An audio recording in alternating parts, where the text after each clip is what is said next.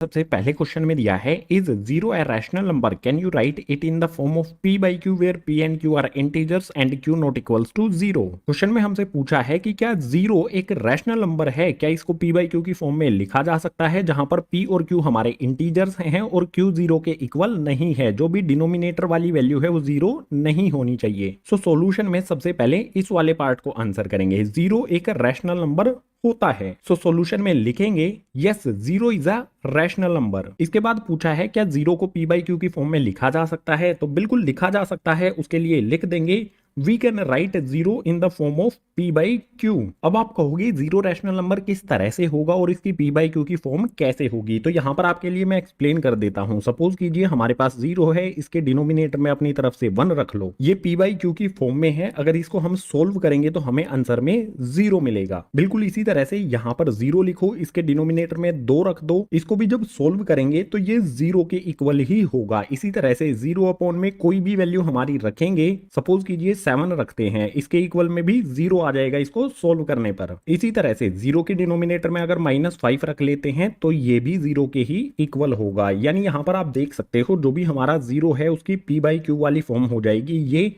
इसी तरह से यहां पर भी जीरो की पी बाई क्यू वाली फॉर्म है, यहां पर भी जीरो की पी बाई क्यू वाली फॉर्म है और यहां पर भी जीरो की पी बाई क्यू वाली फॉर्म आपको दिखाई दे रही है। जीरो को पी बाई क्यू की फॉर्म में लिखा जा सकता है, इसीलिए ये हमारा एक रैशनल नंबर है। और इन सभी कंडीशन में देख सकते हो जो भी हमारा क्यू है वो जीरो के इक्वल नहीं है। यहाँ पर 1 है, 2 है, 7 है, -5 है, ये जीरो नहीं है। सिंपल वर्ड्स में जीरो हमारा एक रैशनल नंबर है जिसको पी बाई क्यू की फॉर्म में लिख सकते हैं। इसके एग्जाम्पल्स भी यहाँ पर मैंने आपको दे दिए हैं। तो इसी के साथ क्वेश्चन नंबर 1 हो जाता है कंप्लीट। क्वेश्चन नंबर 2 के लिए मूव करते हैं नेक्स्ट पेज पर।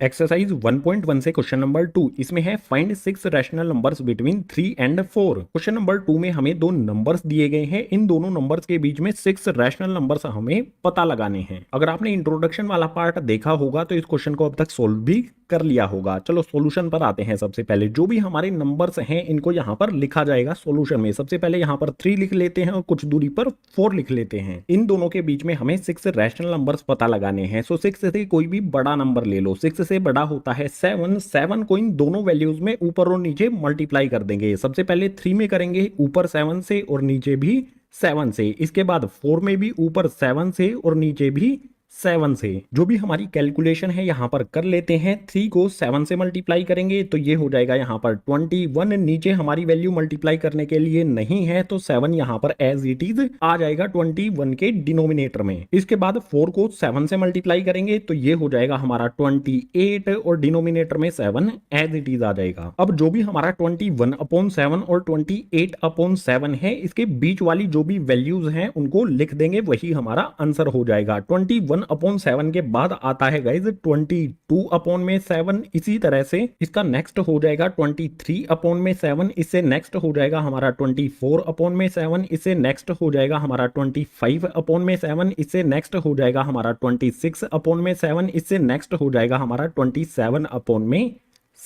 3 और 4 के बीच में टोटल 6 रैशनल नंबर्स हमें फाइंड करने थे, यहां पर हमने फाइंड कर लिए हैं। तो ये हो जाएगा क्वेश्चन नंबर 2 के लिए हमारा आंसर। लेकिन अगर आपने यहां पर 7 की बजाय अगर किसी और वैल्यू से ऊपर और नीचे मल्टीप्लाई किया है तो जो भी आपका आंसर है वो डिफरेंट हो सकता है। इस तरह के जो भी क्वेश्चंस हैं उनके लिए आंसर अलग अलग हो सकते हैं। आपको सिंपली स्टेप्स फॉलो करने हैं, जो भी बीच के वैल्यूज हैं इनके वो लिख देनी है, वही आंसर हो जाएगा। क्वेश्चन नंबर 2 के लिए ये हमने आंसर फाइंड कर लिया है। इसी आंसर के साथ क्वेश्चन नंबर 2 हो जाता है कंप्लीट। क्वेश्चन नंबर 3 के लिए मूव करते हैं नेक्स्ट पेज पर।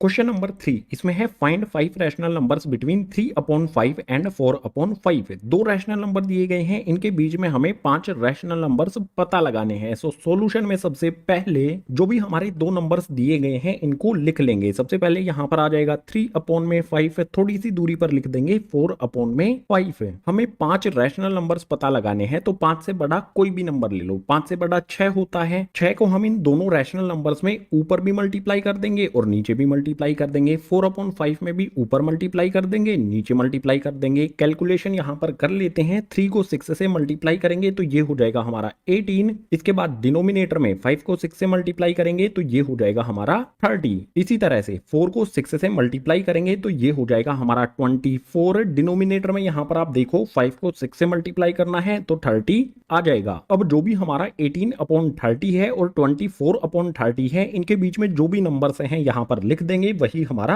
आंसर हो जाएगा। 18/30 के बाद क्या आता है 19/30। इसके बाद आ जाएगा हमारा 20/30। इससे नेक्स्ट हो जाएगा हमारा 21/30। इससे नेक्स्ट हो जाएगा हमारा 22/30 और इससे नेक्स्ट हो जाएगा हमारा 23/30। जो भी इनके बीच के नंबर्स थे वो यहां पर हमने लिख दिए हैं। यही हो जाएगा क्वेश्चन नंबर 3 के लिए आंसर। बहुत आसान मेथड है। इंट्रोडक्शन वाले पार्ट में इस मेथड को डिटेल में एक्सप्लेन किया है, नहीं देखा है तो देख लो यार इंट्रोडक्शन वाला पार्ट। इंट्रोडक्शन वाली वीडियो का लिंक आपको नीचे डिस्क्रिप्शन बॉक्स में दिया गया है। सभी की सभी एक्सरसाइज जो चैप्टर नंबर 1 में है, सभी के कॉन्सेप्ट को डिटेल में एक्सप्लेन किया गया है इंट्रोडक्शन वाले पार्ट में। जो भी हमारे ये 2 नंबर्स थे, इनके बीच में 5 रैशनल नंबर्स पता लगाने के लिए 5 से बड़ा कोई भी नंबर इनमें ऊपर और नीचे मल्टीप्लाई करेंगे, जो 2 नए नंबर्स मिलेंगे उनके बीच के यहाँ पर नंबर्स लिख देंगे, वही हो जाएगा क्वेश्चन नंबर 3 का हमारा आंसर। इसी आंसर के साथ क्वेश्चन नंबर 3 हो जाता है कंप्लीट। इनका लास्ट यानी कि क्वेश्चन नंबर 4, इसमें दिया है state whether the following statements are true or false, give reason for your answer. Question number 4 में ट्रू फॉल्स हैं, लेकिन साथ ही अगर ट्रू है तो क्यों है और फॉल्स है तो क्यों है, हमें रीजन भी देना है। सो जो भी हमारे ये ट्रू फॉल्स हैं, इनको एक एक करके समझ लेते हैं, आंसर भी साथ में लिखेंगे। सबसे पहले वाले में दिया है एवरी नेचुरल नंबर इज अ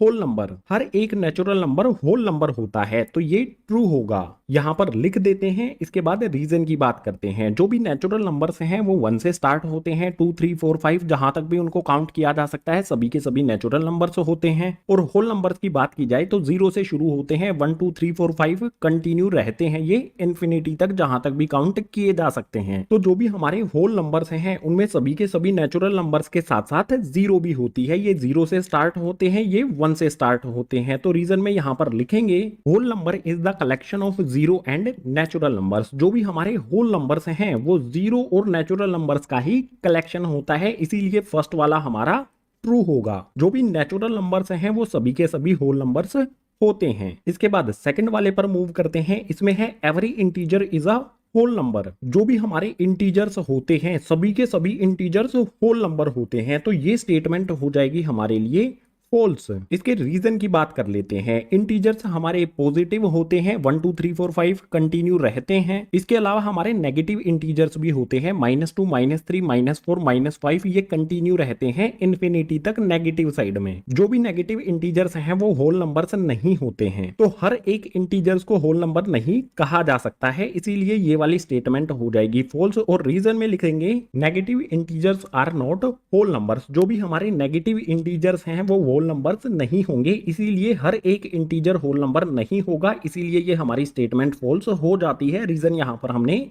लिख दिया है। इसके बाद क्वेश्चन नंबर 4 का लास्ट पार्ट, ये थर्ड पार्ट है हमारा। इसमें दिया है every rational number is a whole number. हर एक रैशनल नंबर होल नंबर होता है, तो ये वाली स्टेटमेंट भी हमारी हो जाएगी गाइस फॉल्स।